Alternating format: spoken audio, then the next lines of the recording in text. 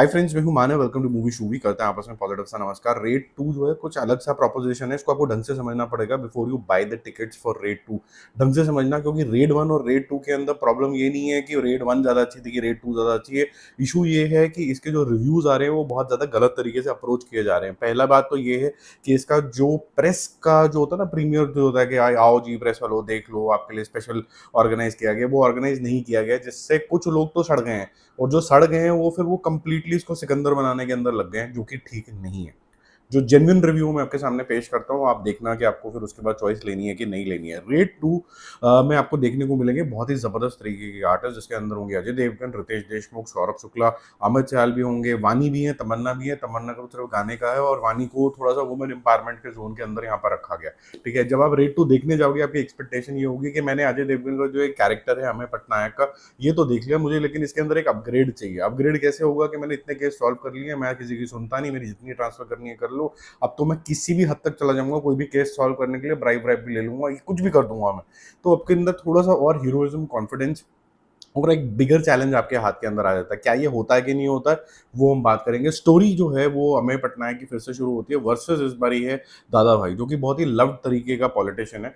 अमेय पटनायक का तो जैसे इस तरीके का कैरेक्टराइजेशन है, आपको कुछ पता भी होता है, और कुछ यहाँ पर थोड़ा लेजी एलिगेंस तरीके से अजय देवगन को शायद ब्रीफ दी गई है कि आपको बहुत ज़्यादा हीरोइज्म नहीं दिखाना है, बट आपके जो एक्शन होंगे वो हीरोइज्म वाले ही हैं, क्योंकि अब लोगों को मानना ही पड़ेगा कि आप जो है एक कॉन्फिडेंट तरीके के इंसान हो और आप एक अचीवर हो, तो आप अचीवर की भाषा बोलोगे यहाँ पर और उसी तरीके की डायलॉग भी दोगे। आपको कोई भी ऐसा कोई दबंगगिरी करने की जरूरत नहीं है, आप अंडरस्टूड है कि आप दबंग हो। वहीं दादा भाई का कैरेक्टर जो है वो नया है रितेश देशमुख का, तो उसको एस्टैब्लिश करने की जरूरत है कि वो किस तरीके के पॉलिटिशियंस बैकग्राउंड से आता है, या फिर वो उसने अपना ग्राउंड लेवल कैसे बनाया है, और वो ये जो सौरभ शुक्ला का कैरेक्टर है उससे किस तरीके से लिंक्ड है। साथ साथ में उसके कुछ प्रिंसिपल्स हैं लाइफ के अंदर, जहाँ पर वो करप्ट है और उसको स्टैब्लिश करना है हमें पटनायक के कैरेक्टर को। But at the same time वो माँ से बहुत ज़्यादा प्यार करता है। वो माँ से क्यों प्यार करता है और वो कैसा आशीर्वाद होता है, वो सब चीज़ों से दादा भाई के कैरेक्टर को स्टैब्लिश किया जाता है। वो अलग बात है कि माँ आती है सीन के बाद गायब हो जाती है, फिर सीधा एंड के अंदर आती है।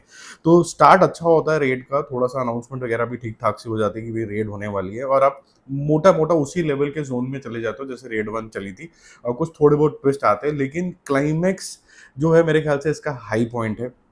इंटरवल भी ठीक ठाक जाता है, लेकिन सेकेंड हाफ फिर ग्रिप पकड़ लेता है। अजय देवगन, जैसे मैंने बोला कि ये लेजी एफर्टलेस थिंकर तरीके के जोन के अंदर जाता है, जिसके अंदर एक प्रो है और एक नेगेटिव है। नेगेटिव के बारे में बाद में बात करेंगे। रितेश देशमुख जो है वो अच्छे लगे हैं, लेकिन वो स्टिल मुझे ऐसा लगा कि शायद जो बड़े हीरो हो जाते हैं उनके सामने नहीं मैच लग रहा था। जैसे कि टाइगर 3 के हमने देखा था कि इमरान हाशमी, वो मैच लग ही नहीं रहे थे, थ्रेट ही नहीं लग रहा था। तो यहाँ पर ऐसा लग रहा था कि Ajay Devgn will be able to crack, तो ये मज़ा नहीं आया। हालांकि जो सपोर्टिंग कास्ट है वो अच्छी है। अमित चाहल का एक करप्ट ऑफिसर, आईटी ऑफिसर का ये रोल है, वो काफ़ी आपको एंटरटेन करेगा, थोड़ा रियलिस्टिक लगेगा। अब आते कुछ नेगेटिव पॉइंट्स के ऊपर, जो नेगेटिव कहना थोड़ा सा हार्श वर्ड हो जाएगा, जो बेहतरीन हो सकते थे। बहुत सारी सपोर्ट है दादा भाई, क्योंकि एक लव्ड पॉलिटिशियन है, तो ये उसके ऊपर रेड पढ़ना और काफ़ी डिसीजंस अजय देवगन का खुद ले लेना, ये थोड़ा डाइजेस्ट नहीं होता कि इतनी पावर उसके पास कैसे आई। और ये हेल्पलेस कभी कभी लगने लग जाता है रितेश देशमुख का कैरेक्टर। हालांकि ट्विस्ट से वो बैलेंस आउट होता है, लेकिन फिर भी लगता है कि हेल्पलेस नहीं होना चाहिए था।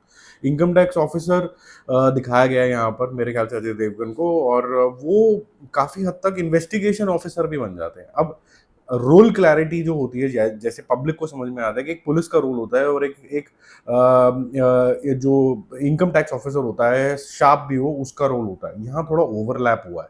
ठीक है, कि वो किस हद तक चला जाएगा, कैसे उसके एजेंट भी होंगे बड़ी इजीली उसको, जब वो डोल्ड्रम्स में होता है, जब उसको नहीं मिल रहा होता है कुछ, तो उसको कहीं अनएक्सपेक्टेड तरीके से हेल्प भी मिल जाती है। कैसे हेल्प मिल जाती है, कौन है ये लोग जो उसको हेल्प करना चाहते हैं, ये भी थोड़ा सा दिमाग आपका चलना शुरू हो जाता है कि यार ये थोड़ा ईजी हो रहा है to make the hero win. और at the same time Riteish Deshmukh का कैरेक्टर भी आफ्टर अ पॉइंट इतना ज्यादा स्ट्रांग नहीं है कि वो बहुत ज्यादा वो कर पाए। सौरभ शुक्ला मेरे ख्याल से हीरो वर्शिपिंग के लिए रखे गए हैं यहाँ पर, ताकि एक अंडर करंट चलता रहे कि भाई हीरो जो है वो बहुत ही शार्प माइंड का है, और बीच बीच में कुछ जान के करते हैं कि हाँ भाई रितेश देशमुख भी कुछ है, तो वो ज्ञानबाजी करते रहते हैं, लेकिन कोई बहुत ज्यादा इंपॉर्टेंट कंट्रीब्यूशन नहीं है स्टोरी का। वानी का एक इंपॉर्टेंट कंट्रीब्यूशन आ जाता है, जो आपको थोड़ा सा सरप्राइज लगता है।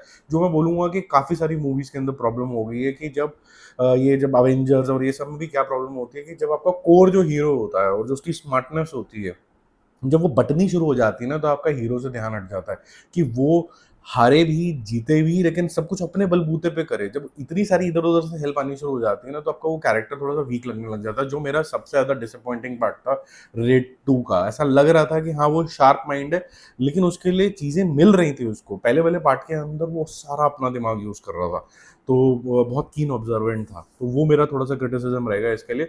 बट क्या ये वॉचेबल है कि नहीं है मूवी? जिस तरीके से इसको क्रिटिसाइज़ किया जा रहा है, मेरे ख्याल से तो या तो उन्होंने पिक्चर देखी नहीं है, या उन्होंने डिसाइड कर लिया था कि भाई ये हम इस तरीके की इसकी धज्जी उड़ाएँगे। It's not a bad film, it's a good film.